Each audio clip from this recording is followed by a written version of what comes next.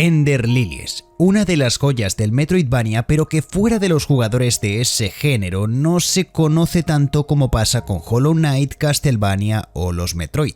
Una auténtica pena, porque sinceramente el juego en sí mismo es una obra de arte digna de aplaudir y disfrutar con cada uno de sus aspectos, sobre todo para los fans de Hollow Knight, que verán cómo han estado perdiéndose un juego que no le tiembla el pulso a la hora de ponerse al nivel de ese.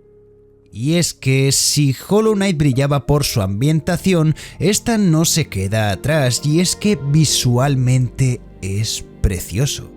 La dirección artística es increíble y en general ver las zonas cómo desprende ese grado de belleza pero a la vez de melancolía, pareciendo que estamos en un cuento oscuro, es muy bueno porque es realmente lo que estamos haciendo. Hollow Knight tenía ese grado de tristeza, de soledad, de que estábamos en un sitio donde todo había cambiado, que la ambientación nos daba a entender por dónde iba la historia. Y lo mismo pasa aquí.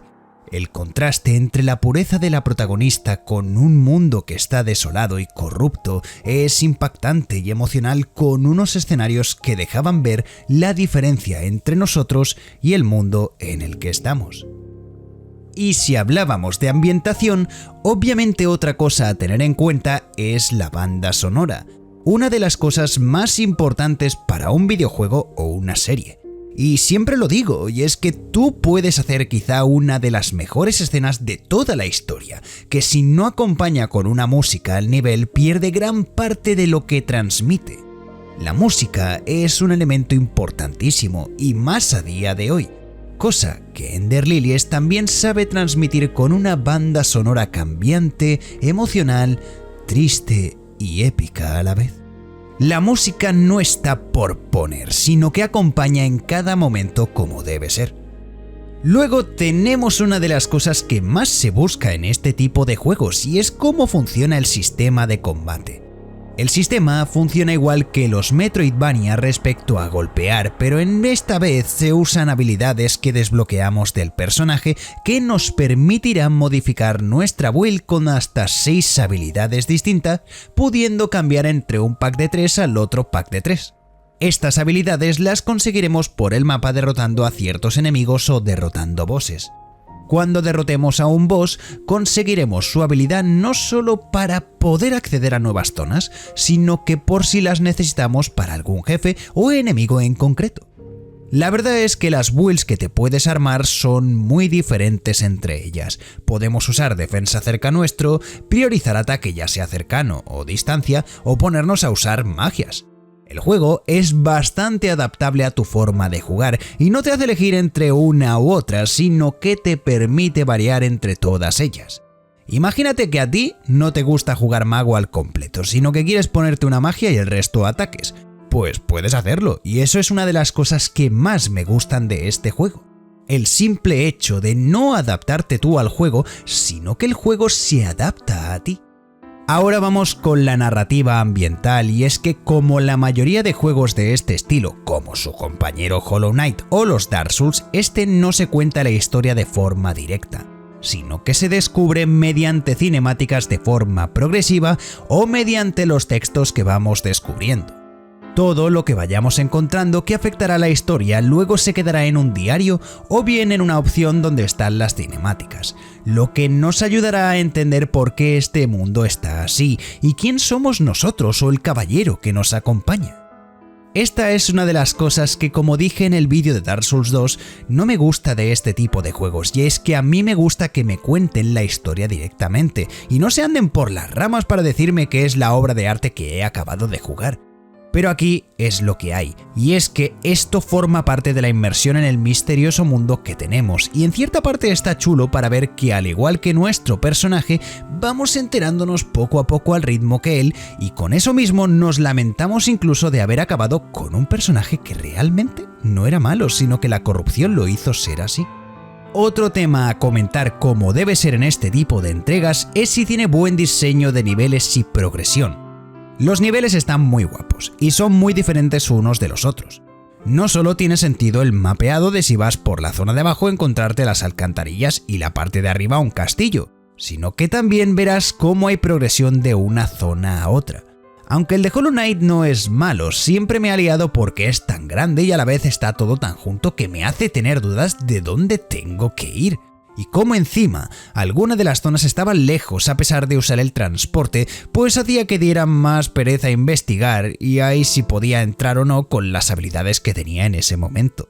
En cambio, Ender Lilies no tiene ese problema, y es que por ejemplo una de las mejores cosas que tiene es la exploración incluso en las zonas ocultas.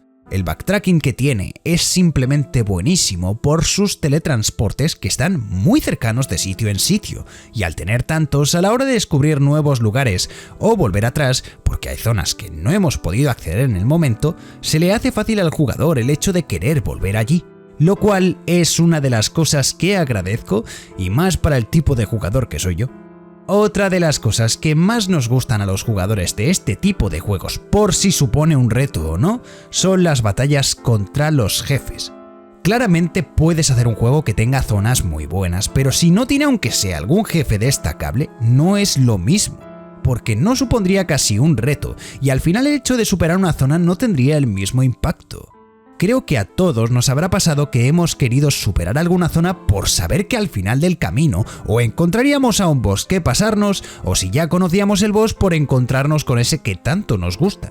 Pues en este juego tenemos un total de 9 bosses principales y luego pues hay algunos secundarios y entre ellos hay ciertas diferencias, como debe ser, porque si todos fueran iguales no tendría gracia alguna. Os los iré diciendo con algunas de sus características. La guardiana Sigrid será la primera a la que nos enfrentemos y como boss inicial está muy bien. No es un boss muy difícil tampoco, pero sí que nos hará entender las mecánicas matándonos posiblemente alguna vez.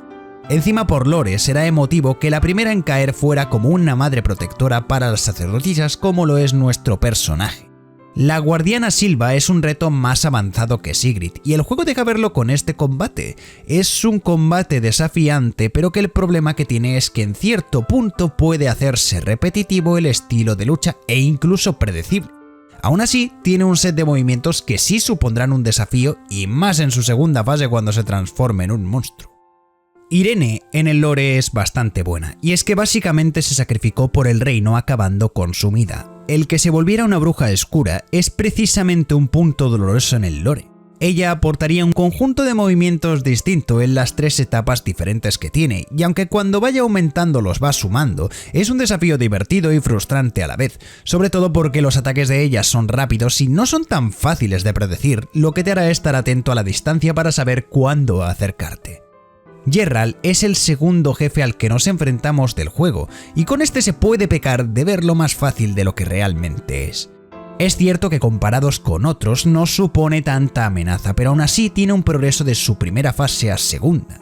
La primera la hace ver con un set de movimientos muy limitado y que al ser tan grande y lento no supondrá un problema, pero cuando avances hasta la segunda comenzará a dar volteretas y moverse con bastante velocidad, con unas cargas que nos hará estar pendientes para no morir ante él. Además, por lore es triste porque nos hace ser empáticos con él ya que murió luchando por proteger a su aldea. Ulf es el mejor boss para mí junto a Julius. No solo su historia es preciosa, sino que también el escenario lo es. Es un boss muy triste que al principio no lo sabrás, pero cuando acabes y veas su historia, verás cómo te arrepientes de haber acabado con él por su conexión con Silva. En combate, este sí verás que es un verdadero reto de todo el juego porque es una experiencia frenética y desafiante. Puede que no tenga muchísimos ataques, pero cada uno de ellos te va a hacer dudar e incluso fallar. Es un boss que requiere de mucha precisión porque es tan rápido e infringe tanto daño que te hará acabar con él con bastante emoción de la atención que le has puesto. La música y toda la batalla en sí es arte. Hoenir es un boss un poco raro y quizá algo simple con un buen lore. Al final fue alguien que nunca traicionó a su deber, pero en los aspectos de la batalla, aunque no es malo, es diferente a lo que estábamos acostumbrados en el juego, y es que trata de una pelea más larga de lo normal, porque Hoenir lo que hace es invocar esbirros que solo se pueden dañar cerca de ellos. Es un boss que lo único que hará es eso y algún ataque más, pero que en general es sencillo, cuando eliminas sobre todo al grupo de invocaciones.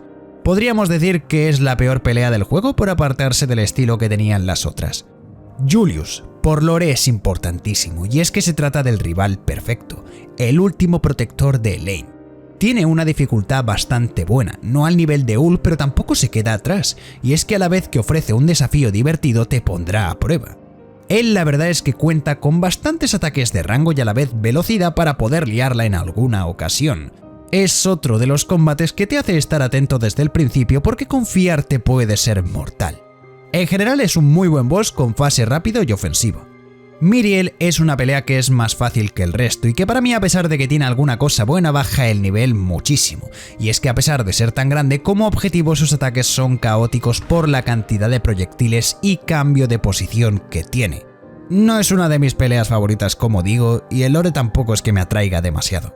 Rey Impuro. De este tenemos dos versiones según el final que hagamos, pero hablaremos de su versión más difícil. Es un boss que prácticamente está estático y que nos dará algún manotazo, pero lo que más nos dará por saco serán sus invocaciones de bichos voladores, que disparan encima y supondrán un problema como se vayan acumulando porque tendrás que esquivar todo el rato. Es tedioso en alguna ocasión por la cantidad de la barra de vida que tiene, pero bueno, por lore es importante porque representa el colapso del poder real con esa plaga. Aunque veis que no tiene tampoco mucha cantidad de enemigos principales, tampoco se os hará casi sin contenido por todos los apartados que tiene, y es que aunque haya 2 o 3 bosses más flojos que de normales, no son tan malos gracias a la jugabilidad tan buena que tiene este juego. La historia de Ender Lilies es muy buena a pesar de que esté fragmentada para poder entenderla. Nos explicará principalmente la historia que gira en torno a una iglesia con unas jóvenes sacerdotisas que tenían poderes puros. Unas sacerdotisas que gracias a esos poderes podían curar la corrupción y calmar la enfermedad del reino que hacía que los humanos se convirtieran en monstruos. Todo esto vino por una lluvia que corrompía todo lo que tocaba y que realmente no se sabía de dónde vino. Entonces, para hacer frente a la amenaza, surgió una sacerdotisa que se llamaba Elaine con la habilidad de purificar eso a costa de su propia salud y vida. Al ser tan importante para detener esa plaga, se creó un escuadrón para protegerla donde estarían el caballero que acompaña a nuestra sacerdotisa, Geralt, Hoenir, Faden, Silva, Ulf y otros más. Pero a pesar de los esfuerzos por esta plaga, seguía extendiéndose haciendo que el pueblo cayera uno tras otro, incluso haciendo que la propia Elaine se corrompiera. Pero antes de perder el control de su mente dejó una niña pequeña en el santuario que fue Lily, la protagonista que controlaremos en el juego, siendo la última de las sacerdotisas y despertando en un mundo completamente destruido con la compañía de un caballero que nos protegerá. Nosotros entramos al juego tal y como lo hace Lily, es que no sabemos nada de lo que ha pasado allí y por qué todo el mundo está destruido, teniendo que purificar las almas mientras recorremos todos los sitios del reino para enterarnos e ir salvando lo que considerábamos como enemigos. Estos, aunque nos conocían en el pasado, ya no son conscientes de sus actos y nosotros acabando con ellos y purificándolos, les estamos liberando de la plaga. Al final, el juego tiene tristeza, sacrificio, inocencia y culpa. Son los temas principales que toca este lore. Y aunque hay muchos personajes que aportan al juego, veréis la importancia que tienen para la historia si lo jugáis porque hay bastantes temas de los que hablar. Como veis, es un juego bastante completo y que os recomiendo jugar si bien queréis probar un juego de este estilo o si ya habéis jugado algo como Castlevania o Hollow Knight y os ha gustado cómo estos funcionan. Y bueno, hasta aquí mi opinión. Espero que os haya gustado. Si es así, podéis dejarme vuestra opinión en los comentarios y nos vemos en la próxima. Chao.